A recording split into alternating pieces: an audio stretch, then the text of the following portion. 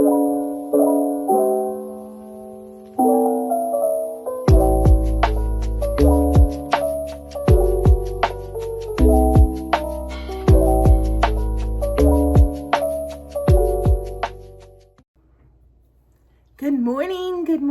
morning, you guys. Happy November. I know it's like the 5th or something, the 4th. But happy November. It's been busy over here, so sorry. This video took a few days to get up, but this is everything that I read in the month of October. Buckle up. It was a whole hell of a lot. It is by far my best reading month of the year. I'm gonna put my graph in here and then we're gonna discuss and dissect.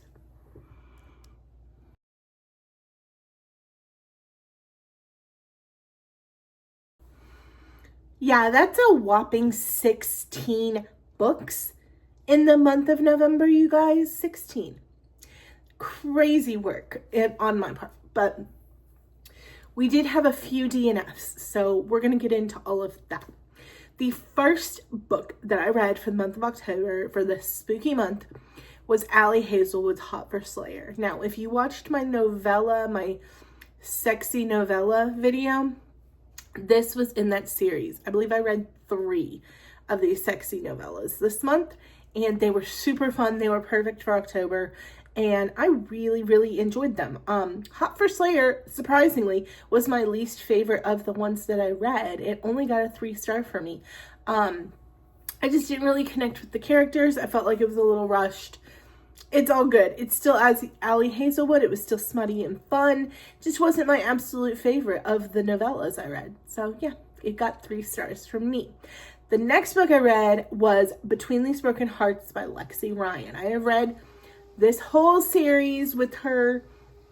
It is fae and love and worlds, and it's really fun and good. I believe it is YA, so if you are wanting to toe into fantasy or romantasy, this Lexi Ryan series is an absolute fantastic way to start toeing your toes into the water, if you would. I'm trying to remember what the first book is called.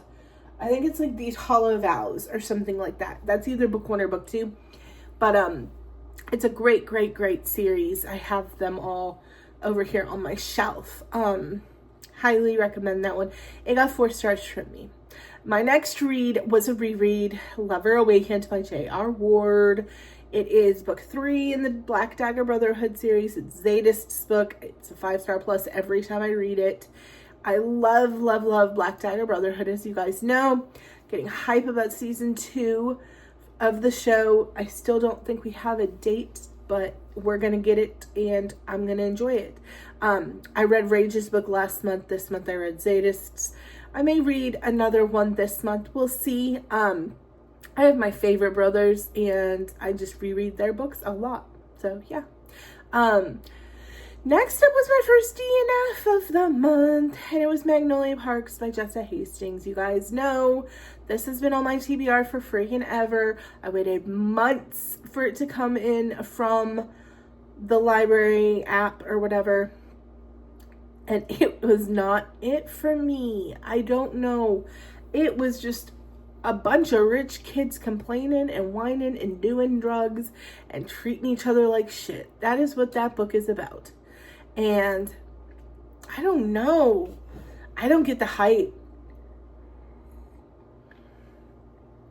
I just didn't get the hype. Maybe if I would have read it like 20 years ago, I might have enjoyed it more. But as a almost 40-year-old woman, Magnolia Parks wasn't for me. And I really hate that because I have so many creators I love that is like on their goated list. And it was a miss for me. I actually stopped reading it about halfway through.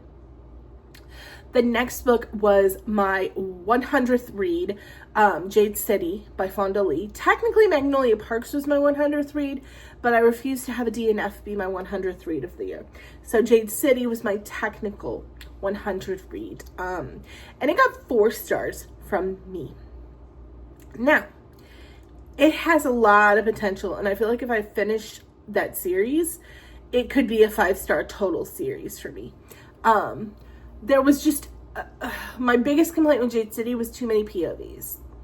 I did feel like I was getting whiplash a little bit with the actual amount of POVs that I was getting to.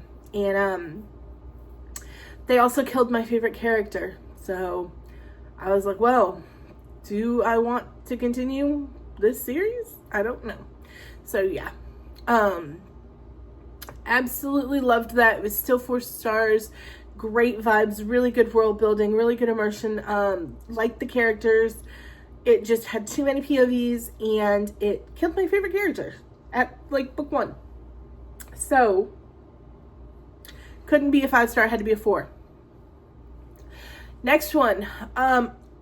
You could kind of call this a DNF for me, but I gave it 3 stars. It wasn't, I did finish it. I just kind of skimmed a good chunk of it and don't feel like I missed that much. And that's Burning Daylight by Emily McIntyre. Yeah, I skimmed a good portion of like the middle of that book just because it was dragging terribly. Still 3 stars. I really liked the idea behind it, the Romeo and Juliet-ness of it, all of that stuff. I really, really liked it. Characters were on par. There was a good story there. It just, I don't know what happened in that middle. It was too long, and it just drug in the middle. So I kind of skimmed a little bit and then picked up when it looked like something was happening again. 3 stars because I liked the characters and stuff, just wasn't great. Had really high hopes for it too. I love a Romeo and Juliet retelling, but that one was only 3 stars. Next is Ali Hazelwood's Mate. Shockingly, only 4 stars from me. Not a 5-star again. Ali, the 2 things I read by her this month. Mild letdowns because Bride was a 5-star plus for me. Mate was just 4 stars. There were some things that I just didn't love about it. There were some things I absolutely did love about it. Like, I love a good Alpha Omega. I love a good werewolf, like, nodding, come on. But there were just things I didn't like about it. However, right behind it, Ruby Dixon with Space Vampire got a solid 4 stars from me too. That's one of those sexy novellas, and yeah, that one was probably my favorite. It was so fun, and it's weird that a space vampire spooky novel be kind of cozy, but like floating through sky in this little pod with your boo thing for months on end, like, I feel like that's kind of cozy. I don't know. I might need some help, but that was a solid 4 stars for me. Next book I read, Dating After the End of the World by Geneva Rose, another 4 star. You're seeing a theme here this month. Everything just kind of kept falling short for me from that 5-star mark, but doesn't mean I didn't love these things. Dating After the End of the World was so fun, so good. It is basically like the zombie apocalypse happens and your bully from high school gets put in lockdown with you. Okay, so after Dating After the End of the World, I read Megan O'Keefe's The Blighted Stars. I was really, really looking forward to this. I heard really good things, that the romance was really good in it. I gave it 3 stars.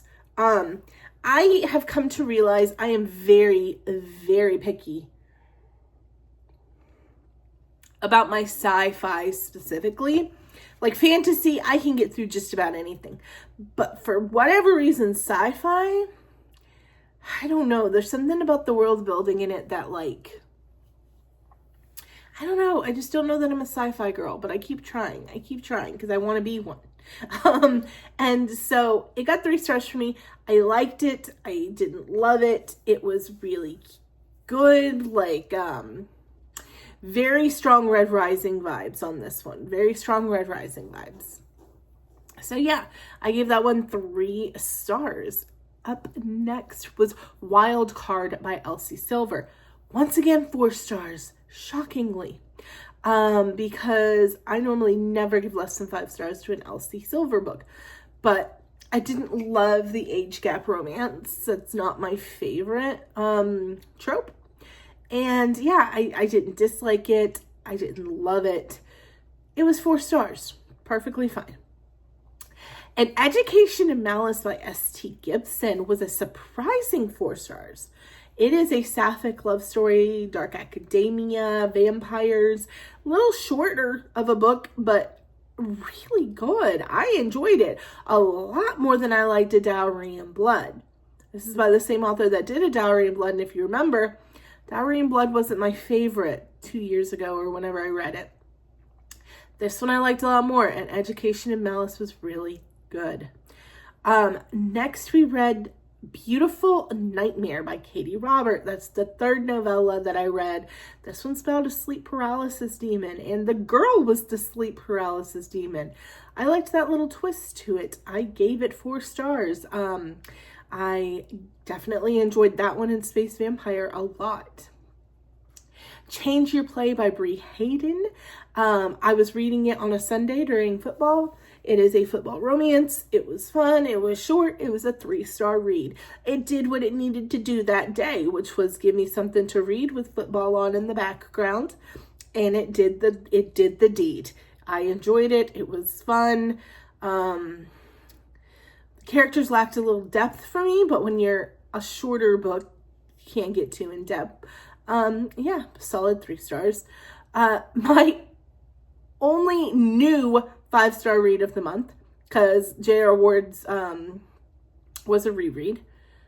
Picture Perfect by Tessa Bailey. Tessa Bailey's sports romances have been hitting for me. Love, love, love them.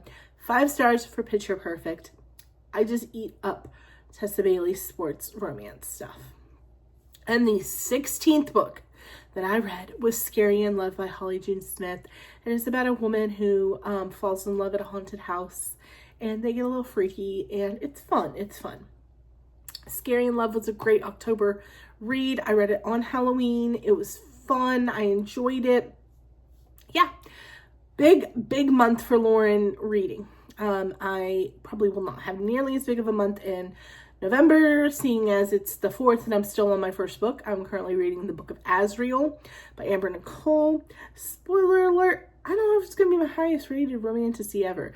I am having a little bit of a hard time with that, guys. That's why it's been 4 days. But we're going to push through.